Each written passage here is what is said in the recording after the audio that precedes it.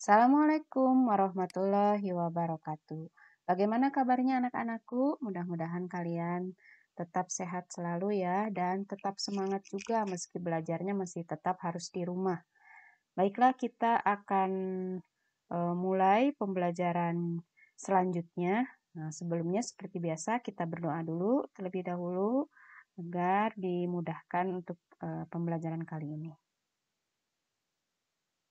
Nah, kali ini kita akan mulai masuk ke bab yang baru ya, yaitu bab kedua, judulnya himpunan.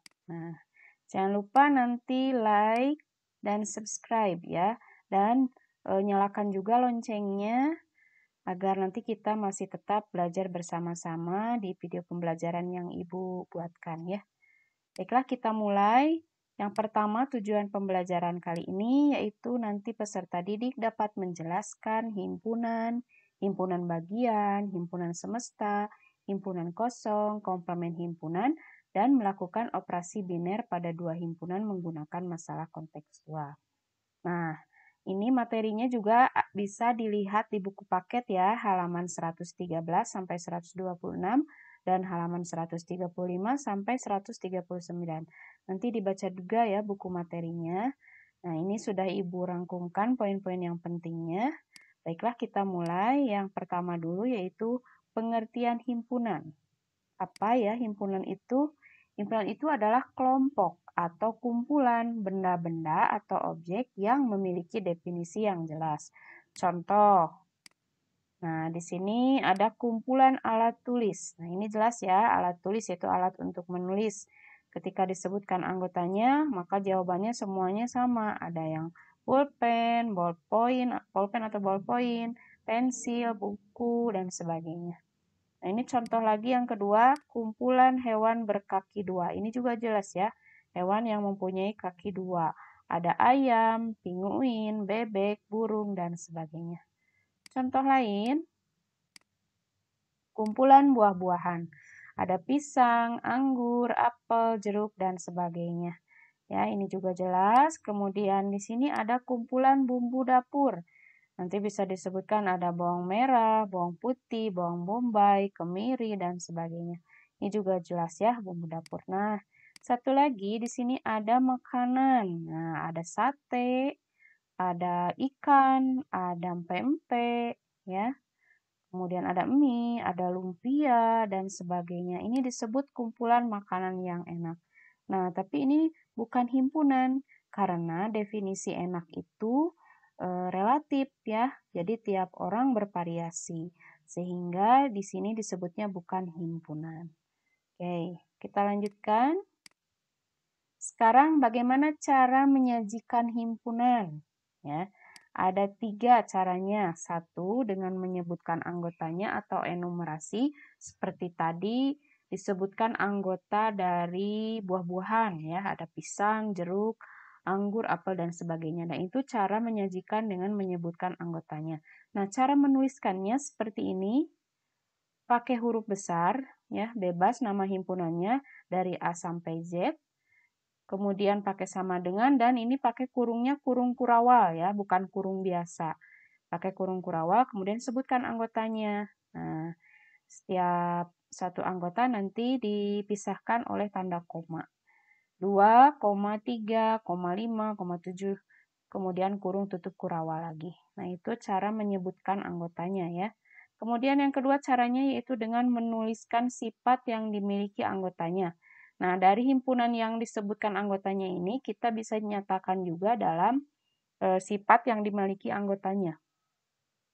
Di sini adalah kelompok bilangan apa ya? Di sini 2, 3, 5, 7. Ya, betul ya, bilangan prima. Ya. Jadi di sini kita bisa nulis sifatnya A adalah himpunan semua bilangan prima. Nah, ini karena sampai 7 berarti yang kurang dari 10. Ya. Nah, boleh juga yang kurang dari 9, juga boleh ya. Nah, ini cara menuliskan sifat yang dimiliki anggotanya. Nah, yang ketiga yaitu dengan notasi pembentuk himpunan dengan lambangnya ya.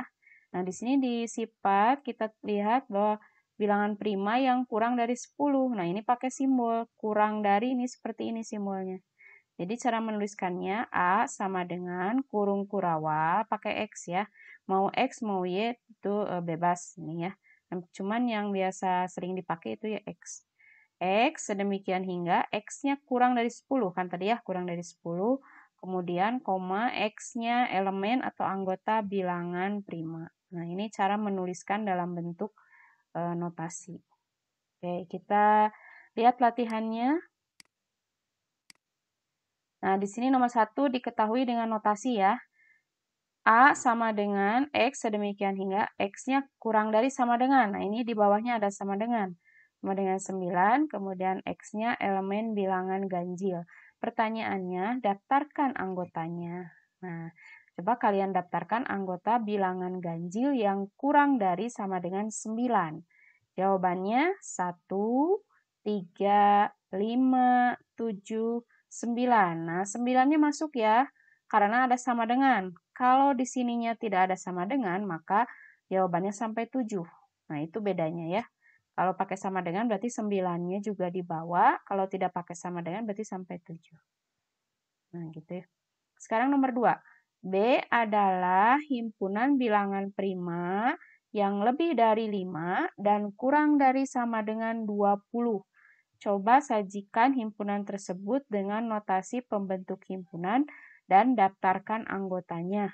Nah, kita lihat yang dengan notasi dulu keterangannya yaitu bilangan prima lebih dari 5 dan kurang dari sama dengan 20. Nah, nulisnya bagaimana? Seperti ini. B sama dengan kurung Kurawa X sedemikian hingga X-nya lebih besar dari 5 dan X-nya kurang dari sama dengan 20. Sehingga X-nya, bukan sehingga, koma X-nya elemen bilangan prima. Kemudian kurung Kurawa. Nah, ternyata kalau ada dua tanda, ada yang kurang, ada yang lebih, itu bisa digabung menulisannya ya, menjadi seperti ini. B sama dengan X demikian hingga, nah X-nya di tengah, yang ini kita tulis, ini X lebih besar dari 5 dan kurang dari sama dengan 20. Jadi nulisnya bisa seperti ini, disatukan. Kalau yang ini dipisah ya. Nah, kalau yang ini disatukan, koma X-nya elemen bilangan 5. Nah, jadi biasanya kalau ada keterangan 2 begini, ada yang kurang dan ada yang lebih, itu disatukan. Jadi dipakainya yang nomor 2 ini ya, yang kedua ini. Nah, sekarang daftarkan anggotanya, bilangan prima yang lebih dari 5 dan kurang dari sama dengan 20, yaitu 7, 11, 13, 17, 19. Nah, kenapa 20-nya tidak masukkan ada sama dengan? Nah, kan 20 itu bukan bilangan prima, ya. Jadi hanya sampai 19. Nah, itu contoh soal cara menyajikan himpunan. Baiklah, kita lanjutkan. Sekarang himpunan bagian ya. Nah, lambangnya seperti ini. Seperti huruf C, agak melengkung ya. Contohnya, misalkan diketahui A-nya itu adalah warna lampu lalu lintas. Nah, merah bagian dari himpunan A. Merah itu bagian dari warna lampu lalu lintas kan? Sehingga ditulisnya seperti ini. Merah bagian dari A gitu ya. Kuning juga bagian dari A. Hijau bagian dari A. Nah, ungu bukan bagian dari A. Nulisnya seperti ini lambangnya. Ya, dicoret seperti ini. Oke, itu himpunan bagian. Contoh lagi. Nah, tentukan semua himpunan bagian dari himpunan A. Yaitu 1, 2, 3. Nah, yang termasuk himpunan A itu apa saja? Bagian dari A itu apa saja? Himpunan kosong, kemudian 1, 2, 3, kemudian 1, 2, 1, 3, 2, 3, dan yang terakhir yang 3 anggota. 1, 2, 3. Nah, ini semuanya adalah himpunan bagian dari himpunan A ini. Ya. Jadi semuanya ada berapa ini? 1, 2, 3, 4, 5, 6, 7, 8. Gitu ya. Jadi semuanya ada 8 himpunan bagiannya. Oke, itu tentang himpunan bagian. Sekarang kita lanjutkan lagi ke himpunan semesta. Lambangnya S. Oh ya, di bab ini kita tidak terlalu banyak perhitungan, tapi lebih banyak menggunakan simbol ya. Nah, himpunan semesta lambangnya S yaitu himpunan seluruh unsur yang menjadi objek pembicaraan. Nah, himpunan semesta juga disebut himpunan universal, lambangnya U. Tapi yang sering kita pakai yang S ya. Nah, anggota himpunan semesta ini bisa sama atau lebih banyak dari himpunan yang sedang dibicarakan. Contoh, tentukan himpunan semesta yang mungkin dari A, himpunan A 1357. Nah, tadi himpunannya itu bisa sama, ya, ini S-nya berarti sama dengan ini, 1357, dan bisa juga lebih banyak. Berarti yang lebih banyak dari 1357 adalah bilangan ganjil. Bilangan ganjil kan 1, 3, 5, 7, 9, 11, dan masih banyak lagi. Nah, itu disebut himpunan semesta dari sini ya. Nah, bisa juga seperti ini, 1, 2, 3, 4, 5, 6, 7. Nah, dibatasi ini ya, sampai 7, tapi 135-nya ada di sini. Nah, berarti ini himpunan semesta. Selain itu lebih luas lagi, yaitu bisa juga bilangan cacah. Nah, ini juga kan 1357 ada di bilangan cacah. Nah, itu contoh himpunan semesta yang mungkin dari himpunan A1357.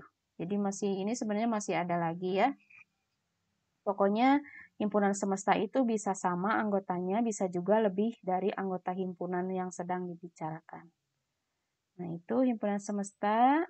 Kita lanjutkan lagi. Sekarang himpunan kosong. Nah, himpunan kosong lambangnya seperti ini ya.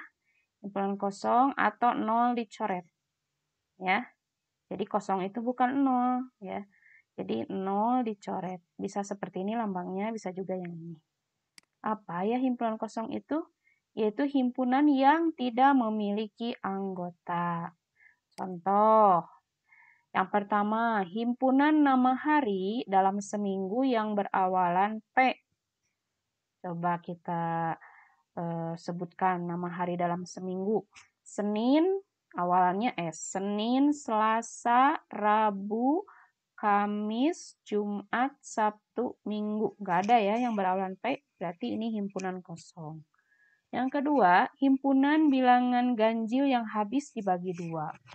Bilangan ganjil itu kan definisinya yang tidak bisa dibagi dua. Jadi tidak ada yang habis dibagi dua ya. Jadi nomor 2 juga himpunan kosong. Ketiga, himpunan nama bulan dalam setahun yang terdiri dari 25 hari. Bulan apa yang terdiri dari 25 hari? Tidak ada ya. Ada juga 28 hari atau 29 hari yaitu di bulan Februari. Nah, berarti nomor 3 itu termasuk himpunan kosong. Nah, itu tentang himpunan kosong. Nah, berarti sudah selesai materinya. Jadi kita sudah belajar apa saja tadi? Pengertian himpunan, cara menyajikan himpunan, himpunan bagian, kemudian himpunan semesta, dan terakhir adalah himpunan kosong. Ya. Nah, seperti biasa agar kalian lebih mudah memahami lagi materi ini, Ibu kasih soalnya ya. Nah, soalnya ini nomor 1 sampai nomor 4. Yang pertama tentang cara menyajikan, kemudian tentang himpunan bagian, himpunan semesta, dan terakhir himpunan kosong. Oke, silahkan ditulis di buku tulis ya, beserta materinya. Materinya boleh dirangkum lagi. Sekian dari Ibu. Terima kasih. Assalamualaikum warahmatullahi wabarakatuh.